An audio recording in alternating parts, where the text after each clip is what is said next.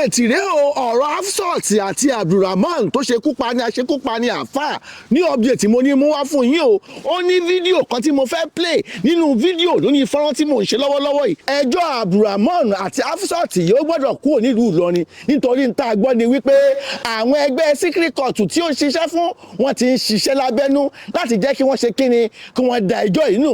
Àfẹ́ kẹ́ ẹ bá wa transfer ẹjọ́ yìí lọ sí ìlú Àbújá tó bá ṣeé ṣe nítorí wípé mo mọ̀ págbára wọn ò lè dé ìlú Àbújá. Hafsat yóò gbọ́dọ̀ kú lásán ọmọ àtàpátá dìde ni mo bẹ̀ yín o ẹ̀yin ọ̀gá ọlọ́pàá nílùú Ìlọrin ẹ bá wa ṣiṣẹ́ yìí. Hafsat yóò gbọ́dọ̀ kú lásán o. There must be justice for Hafsat tí aṣekúpani àfà Abdulrahman tó pa. Ẹjọ́ ẹ̀yin ọ̀gá ọlọ́pàá ẹ bá wa transfer kéèsì yìí kúrò nílùú Ìlọrin wọ́n ti ń gbé gbèsè. Àwọn ẹgbẹ́ tí Abdulrahman ń ṣiṣẹ́ fún wọn ti dìde o àwọn náà ti dìde o. Ẹ wá gbọ́ wìnrìnwìn lórí fídíò yìí. Mo ṣe fídíò yìí ní alẹ́ yìí nítorí pé mi fẹ́ kó dọ̀la mo fẹ́ kí ní update yìí kó dé sí etí ìgbọ́ ẹ̀yin olólùfẹ́ mi lórí fídíò yìí. Ẹ wá gbọ́ wìnrìnwìn ọ̀rọ̀ Hafsat tẹ́ aṣekúpa ní àfà àwọn ẹgbẹ́ rẹ̀ tí ń ṣiṣẹ́ fún wọn ti dìde o. Ó ṣeé ṣe ó mà ṣeé ṣe kí ẹjọ́ yìí kí wọ́n gbé lọ sí ìlú Àbújá látọrí pé àwọn èèyàn ti ń dìde lábẹ́nú. Ẹ má jẹ́ wọ́n pa Abdulrahman o nítorí pé àwọn tó ń ṣiṣẹ́ fún wọn pọ̀. Ẹ bá mi share fídíò yìí kẹ́ wá gbọ́ ní update yìí. Nínú fídíò yìí ẹ gbọ́ wìnrìnwìnrìn ẹ bá mi share fídíò yìí. Ó ní fídíò kan tí mo fẹ́ play nínú fídíò lóní fọ́nrán tí mo ń ṣe lọ́wọ́lọ́wọ́ yìí. Ẹ bá mi wo fídíò yìí kẹ́ ẹ wo ohun tó ń ṣẹlẹ̀. Àwọn secret court tí Abdulrahman ń ṣiṣẹ́ fún wọn ti ń gbé ìgbésẹ̀ tó nípọn. Ẹ wo fídíò tí mo fẹ́ fi hàn yìí kẹ́ ẹ wo ohun tó ń ṣẹlẹ̀. Ẹ gbọ́ wìnrìnwìnrìn ọ̀rọ̀ lẹ́nu ẹni tó fẹ́ sọ̀rọ̀ yìí kẹ́ ẹ gbọ́ àṣírí tó wà lórí ọ̀rọ̀ yìí. Ẹ gbọ́dọ̀ jẹ́ kí Abdulrahman kó kú nílùú Ìlọrin nítorí pé ọ̀rọ̀ ń bẹ lẹ́nu ẹ̀. Ó fẹ́ tú pẹ́rẹ́pẹ́rẹ́ ọ̀rọ̀ ẹ fún láàyè. Ẹ má jẹ́ kí àwọn tó ń ṣiṣẹ́ fún kí wọ́n ṣekú pa. Fídíò kan wà tí mo fẹ́ mú wá fún yín lórí fọ́nrán yìí. Ẹ máa gbọ́ wìnrìnwìnrìn ọ̀rọ̀ but ó ní mo fẹ́ ní àwọn àlàyé kan tí mo fẹ́ ṣe fún yín kó tó di pé ẹ wo fídíò yìí. Àwọn àfáà kan jáde lẹ́nu bí ọjọ́ bíi méjì wípé wọn gbọ́dọ̀ pa Abdulrahman. Ó nídìí o ọ̀rọ̀ sì ń bẹ ń bẹ. Fọ́nrán tí mo fẹ́ fi hàn yìí ìdí tí wọ́n fi sọ bẹ́ẹ̀ ẹ wò nínú fọ́nrán yìí. Ìdí tá a gbọ́dọ̀ fi pa Abdulrahman ẹ wò nínú fọ́nrán yìí nítorí pé àwọn tí Abdulrahman tó ń ṣiṣẹ́ fún àwọn secret court tó ń ṣiṣẹ́ fún wọn ti ń ṣiṣẹ́ lábẹ́nú. Ó ṣe ṣe nínú fídíò yìí kẹ́ ẹ gbọ́ wìnrìnwìnrìn ọ̀rọ̀ kẹ́ ẹ farabalẹ̀ kẹ́ ẹ wo fọ́nrán tí mo fẹ́ mú wá fún yín nínú fídíò yìí ẹ gbọ́ wìnrìnwìnrìn ọ̀rọ̀ ńbẹ̀. Ṣùgbọ́n kí n tó fi fọ́nrán ẹ̀ hàn yín mo fẹ́ ṣe àwọn àlàyé kankan lórí fọ́nrán yìí kó tó di pé ẹ wò ó. Àwọn secret court kan wà tí Abdulrahman ń ṣiṣẹ́ fún ní Ìlọrin kì í ṣe òun nìkan ló ń dá iṣẹ́ ṣe. Ó sì ti ń ṣiṣẹ́ ọjọ́ ti pẹ́ gẹ́gẹ́ bí ẹ ti ṣe mọ̀. Ọ̀rọ̀ tá a fẹ́ sọ yìí òdú ni ẹ ti gbọ́ ọ̀pọ̀lọpọ̀ ń bẹ ṣùgbọ́n àṣírí tó wà bẹ́ẹ̀ mo fẹ́ mú wá fún yín nínú fọ́nrán yìí update tó wà bẹ́ẹ̀ mo fẹ́ mú wá fún yín. Èèyàn mẹ́tẹ̀lá gbáko ni wọ́n rí wípé àáfàá ṣekúpa ni ó ti ṣekúpa. Gbogbo àwọn tá a sì ń sọ yìí ibo ni wọ́n ta ẹ̀yà ara wọn sí. Àwọn wo ni wọ́n tà á fún. Ẹgbẹ́ tí wọ́n ń ṣe yìí kí lorúkọ ẹgbẹ́ náà. Ìwádìí ń lọ lórí ẹ̀ ṣùgbọ́n tá a gbọ́ ni wípé àwọn ẹgbẹ́ yìí ti ń ṣiṣẹ́ takuntakun láti jẹ́ kí wọ́n pé Abdulrahman nìkan ló máa dákú ikú. Wọ́n ń gbé ìgbésẹ̀ láti gbẹ̀mí Abdulrahman wọn fẹ́ kó sọ̀rọ̀ jáde. Àárọ̀ iléeṣẹ́ ọlọ́pàá wípé kí wọ́n fi ojú lélẹ̀ kí wọ́n máa ṣọ́ Abdulrahman kó má jẹ́ kó gbóúnjẹ wá fún. Oúnjẹ tí wọ́n bá ti mọ̀ dí ká má jẹ́ kán gbé wá fún nítorí pé wọ́n ń ṣiṣẹ́ takuntakun láti jẹ́ kí wọ́n gbẹ̀mí arákùnrin tí wọ́n fẹ́ kó sọ̀rọ̀. Nílé ẹjọ́ tí wọ́n lọ ọ̀rọ̀ ń bẹ́ẹ̀ tó yẹ pé àwọn ọlọ́pàá tó yẹ pé ìdájọ́ yìí ó yẹ ká ti ṣe ṣùgbọ́n ilé ẹjọ́ magistrate court wọ́n gbé lọ wọ́n ní kò ní àṣẹ láti ṣe ẹjọ́ yìí tó jẹ́ kó sún ẹjọ́ yìí síwájú. Àwọn secret court yìí wọ́n ti ń ṣe iṣẹ́ tó làmìlaka láti jẹ́ kí wọ́n gbẹ̀mí Abdulrahman. Wọn ò fẹ́ ká Abdulrahman kó sọ̀rọ̀.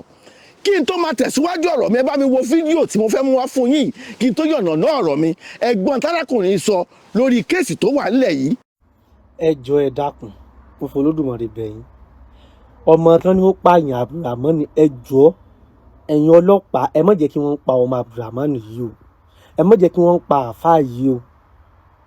ẹ dákun ẹ má fi ọmọ yìí lẹ̀ sọ àwọn àáfàá kí wọ́n pa ọmọ yìí o. Ó ní reason o. Ẹ má fi because mò ń gbọ́ pé wọ́n ní kán pa ọmọ yẹn kí wọ́n pa ni kán má jẹ́ kó lo ẹ̀wọ̀n. Irọ́ ni o. Ẹ má jẹ́ kí wọ́n pa ọmọ yìí fẹ́ ka o, ọmọ yìí gbọ́dọ̀ ka o. Ọmọ yìí ò tí ì ka o. Níbo ní supply ẹran sí? Because kò lè po dídí èèyàn kan bá jọ́ sọwọ́ nìkan lọ́dọ̀ rẹ̀. No. Ẹ fura ẹ má jẹ́ kí wọ́n pa ọmọ yìí o. Àwọn àfáfẹ́ pa ọmọ yìí kán lè bá àfi bò lẹ́nu. Ẹ gbọ́dọ̀ ẹ ṣe investigation. Níbo ló gbọ́ àwọn ẹ̀yà tó kù sí. Ẹ má jẹ́ ń pa mò ń ké o. Ẹ má jẹ́ ń pa ọmọ yìí o. Wọ́n ń parọ́ ni o. Wọ́n fẹ́ pa ọmọ yìí lẹ́nu mọ́ ni o. Kò lè kú odidi èèyàn kán wá bá jọ́s ọwọ́ márùn-ún la rẹ̀ láàrin 5 days. Irọ́ nǹkan kan bẹ́ẹ̀ mọ̀jẹ̀ tí ì pa ọmọ yìí. Ẹ jọ̀ọ́ ẹ dákun ẹ̀yin ọlọ́pàá ẹ mọ̀jẹ̀ tí ì pa. Ẹ ṣe investigation. Ìbò ló ń dà àwọn ta ní supply fún àwọn ta ní gbé fún àwọn ta ní ọ̀dà lọ́dọ̀ ẹ̀. Ẹ já mọ́ àgbààgbà fà tí ń bẹ nínú Ìlọrin ìrọ̀ inú Ìlọrin náà ń bẹ ló ti ń tà kò lè gbé kọjá inú Ìlọrin náà ń bẹ ní ti ń tà. Ẹ já mọ́ ẹyẹ jọ̀ọ́ ẹ mọ̀jẹ̀ ń pa ọmọ yìí ẹ jọ̀ọ́ ẹ dákun ẹ̀yin ọlọ́pàá ẹ mọ̀ gbọ́mọ yìí fáwọn àfà ẹ dákun àwọn àfà Ìlọrin dájú wọn kọ̀ kí wọ́n padànù wọ́n bá dẹ̀ padànù àní rí ohun tó wà ń bẹ̀. Ẹ dákun ẹ mọ̀jẹ̀ ń pa ọmọ yìí gbọ́dọ̀ kà ó need láti kà. Fídíò arákùnrin ilẹ̀ ti rí yìí o ṣe ti rí ìdí tí wọ́n gbọ́dọ̀ fi pa àáfàá aṣekúpani Abdulrahman nílùú Ìlọrin. Wọ́n gbọ́dọ̀ pa o nítorí wípé ọ̀rọ̀ ń bẹ lẹ́nu ẹ̀ láti sọ. A dẹ̀ fẹ́ kí àwọn ọlọ́pàá kí wọ́n gba àbẹ̀tẹ́lẹ̀ nítorí pé n ta gbọ́ ni wípé àwọn secret court tí wọ́n ń ṣiṣẹ́ fún wọn ti ń ṣiṣẹ́ lábẹ́nú. Ẹ̀yin ọlọ́pàá fẹ́ ká ṣiṣẹ́ yìí bí iṣẹ́. Ẹ bá wa ṣe kí ni ẹ bá wa mọ́nítọ̀ Abdulrahman kẹ́sì jẹ́ kó sọ̀rọ̀. Ẹ̀yin ọlọ́pàá tẹ́ bá fẹ́ ṣiṣẹ́ yín ẹ mọ̀ bẹ́ẹ̀ ṣe lè ṣiṣẹ́ yín. Tẹ́ bá fẹ́ kí Abdulrahman kó sọ̀rọ̀ kó bẹ̀rẹ̀ sí ń kà ẹ mọ̀ bẹ́ẹ̀ ṣe lè ṣe ẹ má dáwọ́ bo ọ̀rọ̀ yìí mọ́lẹ̀. Gbogbo àwọn tí wọ́n kó pẹ̀lú Abdulrahman àwọn míì ti fẹsẹ̀ fẹ́nu wọn. Ó níbi tí wọ́n ń ta àwọn bíi 13 people tí wọ́n ti pa ó níbi tí wọ́n ń tà sí ó láwọn tí wọ́n ń rà á. Ọ̀rọ̀ ń bẹ́ẹ̀ ó láwọn àáfàá míì tó wà nínú Ìlọrin tí wọ́n ṣiṣẹ́ láabi yìí. Ẹ jẹ́ kó sọ̀rọ̀ ẹ jẹ́ kó kà. Wọ́n ti gbé ẹjọ́ yìí wọ́n ti sún síwájú ṣùgbọ́n o a fẹ́ kí àwọn ọlọ́pàá kí wọ́n ṣiṣẹ́ wọn kó bẹ̀rẹ̀ sí ń tẹ Abdulrahman kó bẹ̀rẹ̀ sí ń tẹnu kó jẹ́ kó sọ̀rọ̀ kó bẹ̀rẹ̀ sí ń kà gbogbo àwọn perpetrators tó máa wà nídìí ọ̀rọ̀ yìí kó jẹ́ kó fojú winá òfin. Ẹ wo fídíò tí Abdulrahman fi wà nílé ẹjọ́ pẹ̀lú àwọn bíi 4 tí wọ́n kò tì nígbà tó kù díẹ̀ tán fẹ́ máa kó wọn lọ ó bẹ̀rẹ̀ sí ń pariwo pé òun nìkan kọ́ lòun pa arábìnrin yìí òun nìkan kọ́ lòun wà díẹ̀ ṣùgbọ́n wọ́n dàbí pé wọ́n ń bu ọ̀rọ̀ mọ́ lẹ́nu wọn ò fẹ́ kó sọ̀rọ̀. Ó dàbí pé wọ́n ń dá ọ̀rọ̀ mọ́ lẹ́nu wọn ò fẹ́ kó sọ̀rọ̀. Mo dẹ̀ mọ̀ pé ó ti máa láwọn àṣírí kan tó máa ti tú fáwọn ọlọ́pàá nítorí pé àárí àpá wípé wọ́n na Abdulrahman àwọn ọlọ́pàá ò tọ́ṣọ̀ ẹ̀ rárá. Kò sí àpá pé wọ́n tọ́ṣù ẹ̀ tó fi ń kà ó lè ṣeéṣe wípé tí wọ́n bá ṣiṣẹ́ wọn bó ṣe yẹ kí wọ́n ṣiṣẹ́ wọn Abdulrahman tó tún kà jù bẹ́ẹ̀ lọ. Gbogbo àwọn tó ń wá rajà lọ́wọ́ ẹ̀ láti òkè ibi tó láti bóyá Ìbàdàn ni bóyá Ọ̀ṣun ni bóyá gbogbo ibi tó bá ti rajà ó gbọ́dọ̀ kà á. Tó bá go through fóònù ẹ̀ gbogbo conversation tó ń ṣe láti bí some months ago some years ago wọ́n máa rí oríṣiríṣi àṣírí ń bẹ.